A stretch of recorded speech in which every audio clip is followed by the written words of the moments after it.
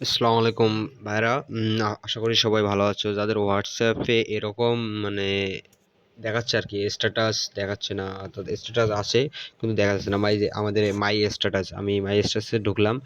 তো দেখেন আমি আজকে দিছিলাম, মানে এটা দিছিলাম। এই যে এখানে এখানে দেখাচ্ছে নো আর কি। তো এখন সো অ্যাক্টিভে সব কিছু সম্ভব শেষ করা। এখন দেখেন আমি কি করি।